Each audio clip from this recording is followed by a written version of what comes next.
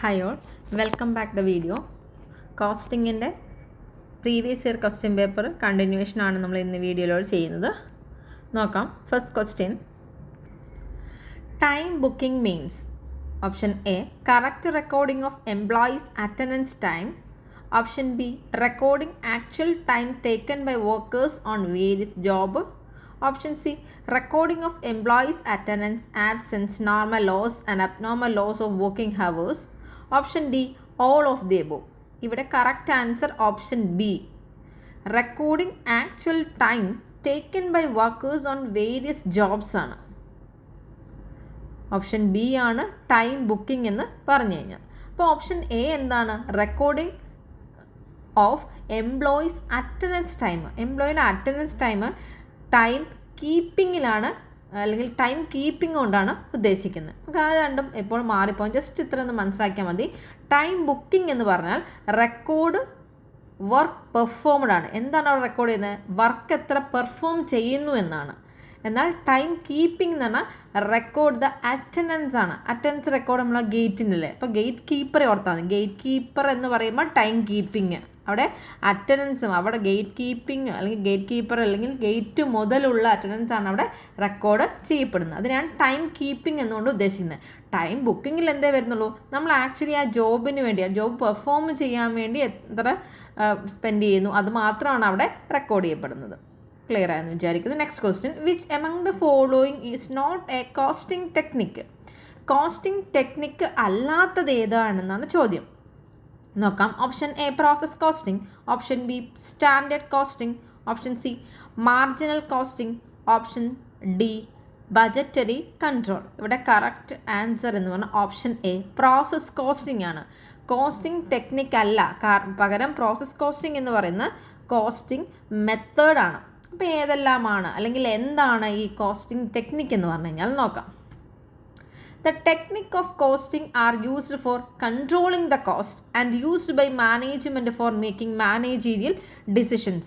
Cost കൺട്രോളിങ്ങിന് വേണ്ടി use ചെയ്യുന്നതിനെയാണ് costing technique എന്ന് പറയുന്നത്. അത് മാനേജേഴ്സ് യൂസ് ചെയ്യുന്നുണ്ട്. എന്തിന്? മാനേജീരിയൽ ഡിസിഷൻ മേക്കിങ്ങിന് വേണ്ടി. ഇനി ഏതെല്ലാമാണ് നോക്കാം. ബേസിക്കലി കോസ്റ്റിംഗ് ടെക്നിക്കിനെ രണ്ടായിട്ടാണ് ക്ലാസിഫൈ ചെയ്യുന്നത്: cost controlling technique and decision making technique. Cost controlling ടെക്നിക്കുകളാണ്. അതിൽ ഫസ്റ്റ് വൺ ആണ് സ്റ്റാൻഡേർഡ് കോസ്റ്റിങ്ങും, സെക്കൻഡ് വൺ ആണ് ബജറ്ററി കൺട്രോളും. എന്നാൽ ഡിസിഷൻ മേക്കിംഗ് ടെക്നിക്കിൽ ഇൻക്ലൂഡ് ചെയ്തതാണ് one marginal or variable costing, second one absorption or full costing, third one direct costing and fourth one historical costing. ഇതറിഞ്ഞാൽ ആ കോസ്റ്റിന് ആൻസർ ചെയ്യാൻ എളുപ്പമാണ്. ഇതൊന്ന് പഠിച്ചു വെക്കാം. അപ്പോൾ എന്താണ് കോസ്റ്റിംഗ് ടെക്നിക്ക് എന്ന് പറഞ്ഞാൽ ഓർത്ത് വെക്കുക.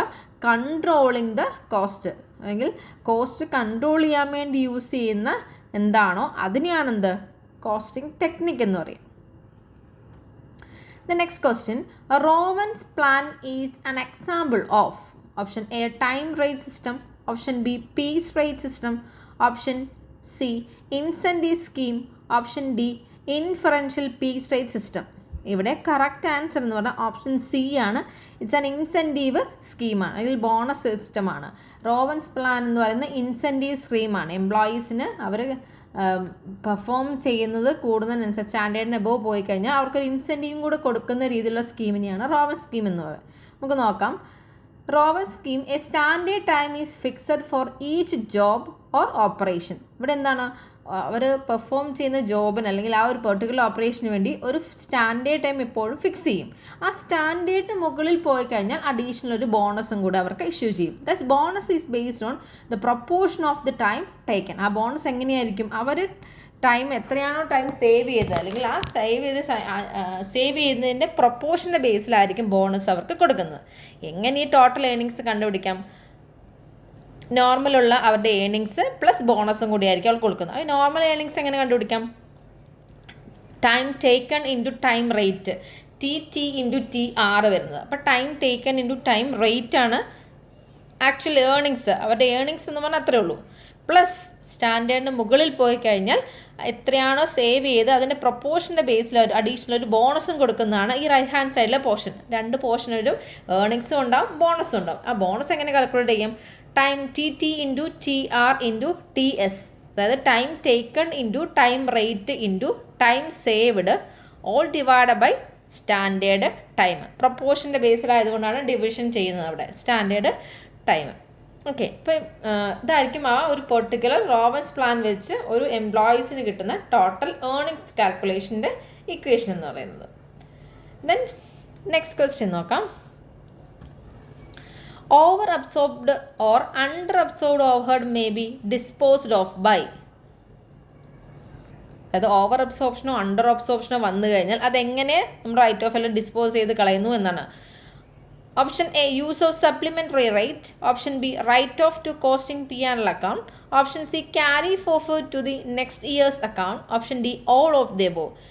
ഓവറോ അണ്ടർ അബ്സോർപ്ഷനോ വന്നു കഴിഞ്ഞാൽ ഈ 3 മെത്തേഡും അല്ല ഏതെങ്കിലും ഒരു മെത്തേഡ് നമുക്ക് യൂസ് ചെയ്യാവുന്നതാണ്. അപ്പം ഓൾ ഓഫ് ദി എബോവ് ആണ് ഇവിടെ കറക്റ്റ് ആൻസർ. ഇതെല്ലാം ഈ മെത്തേഡിൽ ഏതെങ്കിലും നമുക്ക് ഡിസ്പോസ് ചെയ്യാൻ വേണ്ടി യൂസ് ചെയ്യാവുന്നതാണ്.